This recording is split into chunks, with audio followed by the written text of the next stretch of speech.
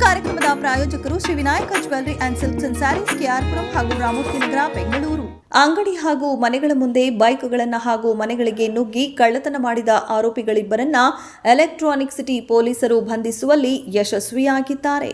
ದೊಡ್ಡ ತೋಗೂರಿನಲ್ಲಿ ಅಂಗಡಿ ಮುಂದೆ ಬೈಕ್ ನಿಲ್ಲಿಸಿ ವಸ್ತುಗಳನ್ನು ಖರೀದಿ ಮಾಡಿ ಹಿಂತಿರುಗುವಷ್ಟರಲ್ಲಿ ನಿಲ್ಲಿಸಿದ್ದ ಬೈಕ್ ಕಳುವಾಗಿರುವ ಬಗ್ಗೆ ಎಲೆಕ್ಟ್ರಾನಿಕ್ ಸಿಟಿ ಪೊಲೀಸ್ ಠಾಣೆಯಲ್ಲಿ ದೂರನ್ನ ನೀಡುತ್ತಾರೆ. ದೂರನ್ನ ದಾಖಲಿಸಿಕೊಂಡ ಎಲೆಕ್ಟ್ರಾನಿಕ್ ಸಿಟಿ ಪೊಲೀಸ್ ಠಾಣೆಯ ಪೊಲೀಸ್ ಇನ್ಸ್ಪೆಕ್ಟರ್ ಆರೋಪಿಯ ಬಂಧನಕ್ಕಾಗಿ ತಂಡವನ್ನ ರಚಿಸಿ ಫೀಲ್ಡ್ಗಿಳಿಸುತ್ತಾರೆ.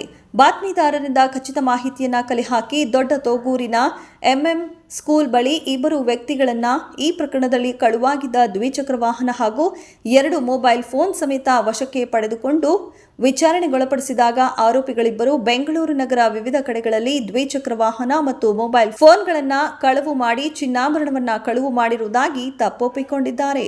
ಆರೋಪಿಗಳ ಬಂಧನದಿಂದ 11,50,000 ರೂಪಾಯಿ ಮೌಲ್ಯದ 11 ದ್ವಿಚಕ್ರ ವಾಹನಗಳು, 25 ಮೊಬೈಲ್ಗಳು, 21 ಗ್ರಾಂ ಚಿನ್ನಾಭರಣವನ್ನ ಪೊಲೀಸರು ವಶಪಡಿಸಿಕೊಂಡಿದ್ದಾರೆ.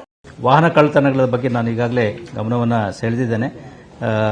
ಬೆಂಗಳೂರು ನಗರದಲ್ಲಿ ಆಗ್ತಕ್ಕಂಥ ವಾಹನ ಕಳ್ಳತನಗಳನ್ನು ನಾವು ಗಂಭೀರವಾಗಿ ಪರಿಗಣಿಸ್ತಾ ಇದ್ದೇವೆ ಮತ್ತು ಅಂತಹ ಎಲ್ಲ ಪ್ರಕರಣಗಳನ್ನು ಪತ್ತೆ ಹಚ್ಚಲಿಕ್ಕೆ ಎಲ್ಲ ಪ್ರಯತ್ನಗಳನ್ನು ಮಾಡ್ತಾ ಇದ್ದೇವೆ. ಕಾರಣ ಈಗಾಗಲೇ ಹೇಳಿದಾಗೆ ಈ ಕಳ್ಳತನ ಮಾಡಿರ್ತಕ್ಕಂಥ ವಾಹನಗಳಿಂದಲೇ ಅವರು ಬೇರೆ ರೀತಿಯ ಅಪರಾಧಗಳನ್ನು ಜರುಗಿಸ್ತಾ ಇರ್ತಕ್ಕಂಥದ್ದು ಕಂಡುಬಂದಿದೆ. ಉದಾಹರಣೆಗೆ ಚೈನ್ ಸ್ನ್ಯಾಚಿಂಗ್ ಇರ್ಬೋದು, ಮೊಬೈಲ್ ಸ್ನ್ಯಾಚಿಂಗ್ ಇರ್ಬೋದು ಅಥವಾ ಮನೆಗಳ್ಳತನಗಳಿರ್ಬೋದು, ಅಂಥದ್ದಕ್ಕೆ ಉಪಯೋಗ ಮಾಡ್ತಿರ್ತೇವೆ ಅಂತ ಹೇಳಿ ಅದಕ್ಕೆ ಪೂರಕವಾಗಿಯೇ ಆರ್ಟಿ ನಗರ, ಎಲೆಕ್ಟ್ರಾನಿಕ್ ಸಿಟಿ, ಚಿಕ್ಕಜಾಲ, ಸೋಲ್ದೇವನಹಳ್ಳಿ, ಬಾಣಸವಾಡಿ, ಬಾಗಲಗುಂಟೆ, ಕಾಡುಗೋಡಿ ಈ ಪೊಲೀಸ್ ಠಾಣೆಯವರು ಒಟ್ಟು ಸುಮಾರು 62 ವಾಹನಗಳನ್ನು ಈ ರೀತಿ ಪತ್ತೆ ಹಚ್ಚಿದ್ದಾರೆ ಮತ್ತು ಇದರಲ್ಲಿ ಒಟ್ಟು 37 ಪ್ರಕರಣಗಳು ನಮಗೆ ಪತ್ತೆಯಾಗಿವೆ. ಜೊತೆಗೆ 12 ಆರೋಪಿಗಳು ಇದರಲ್ಲಿ ಬಂಧಿಸಲ್ಪಟ್ಟಿದ್ದಾರೆ. ಅದರಲ್ಲಿ 5 ಆರೋಪಿಗಳು ಹಿಂದಿನ ಎಂಒಬಿ ಆರೋಪಿಗಳು ಕೂಡ ಆಗಿದ್ದಾರೆ ಮತ್ತು ಸುಮಾರು 60 ಲಕ್ಷ ಮೌಲ್ಯದ ದ್ವಿಚಕ್ರ ವಾಹನಗಳು, ಆಟೋ ರಿಕ್ಷಾ ಮತ್ತು ಇತರ ವಸ್ತುಗಳು ರಿಕವರಿ ಆಗಿದ್ದಾವೆ.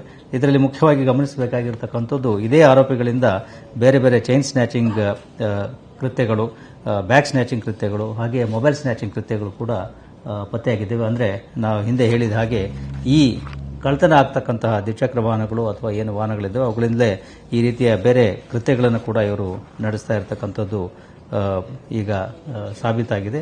ಅದರಲ್ಲೇ ಜೊತೆಗೆ ಇನ್ನೊಂದು ಗಮನಿಸಬೇಕಾದ ಅಂಶ, ಬಹಳಷ್ಟು ದ್ವಿಚಕ್ರ ವಾಹನಗಳನ್ನು ಮನೆ ಮುಂದೆ ನಿಲ್ಲಿಸಿರೋದನ್ನು ರಾತ್ರಿ ಹೊತ್ತಿನಲ್ಲಿ ಕಳ್ಳತನ ಮಾಡಿಕೊಂಡು ಹೋಗಿರ್ತಕ್ಕಂಥದ್ದು ಕಂಡು ಬಂದಿದೆ. ಜೊತೆಗೆ ಈ ಕೆಲಸಕ್ಕೆ ಹೋದಾಗ ಬೆಳಗ್ಗೆ ಅವರೇನು ಅಂಗಡಿಗಳ ಮುಂದೆ ಅಥವಾ ಇದರಲ್ಲಿ ನಿಲ್ಲಿಸ್ತಾರೆ ಅಂಥ ವಾಹನಗಳನ್ನು ಕಳ್ಳತನ ಮಾಡಿಕೊಂಡು ಹೋಗ್ತಾ ಇದ್ದಾರೆ. ಅದರಿಂದ ತಮ್ಮ ವಾಹನಗಳ ಸುರಕ್ಷತೆ ಬಹಳ ಮುಖ್ಯ ಆಗ್ತದೆ. ಅದರಿಂದ ಸುರಕ್ಷಿತವಾದಂಥ ಪ್ರದೇಶಗಳಲ್ಲಿ ವಾಹನಗಳನ್ನು ನಿಲ್ಲಿಸ್ತಕ್ಕಂಥದ್ದು, ಸರಿಯಾದ ಲಾಕಿಂಗ್ ವ್ಯವಸ್ಥೆಯನ್ನು ಅಳವಡಿಸ್ತಕ್ಕಂಥದ್ದು, ಆಧುನಿಕ ತಂತ್ರಜ್ಞಾನವನ್ನು ಉಪಯೋಗಿಸಿಕೊಂಡು GPS ಟ್ರ್ಯಾಕಿಂಗ್ ಅಂಥದ್ದನ್ನು ಅಳವಡಿಸ್ಕೊಳ್ತಕ್ಕಂಥದ್ದು, ಅಥವಾ ಏನು ವಾಹನಗಳು ಎಲ್ಲಿ ನಿಲ್ಲಿಸ್ತೀರ ಅದರ ಸುರಕ್ಷತೆ ಬಗ್ಗೆ ಗಮನ ಹರಿಸ್ತಕ್ಕಂಥದ್ದು ಬಹಳ ಮುಖ್ಯ ಆಗ್ತದೆ. ಇಲ್ಲದೆ ಹೋದರೆ ಈ ರೀತಿ ಕಳ್ಳರು ಸದಾಕಾಲ ಹೊಂಚು ಹಾಕ್ತಾ ಇರ್ತಾರೆ.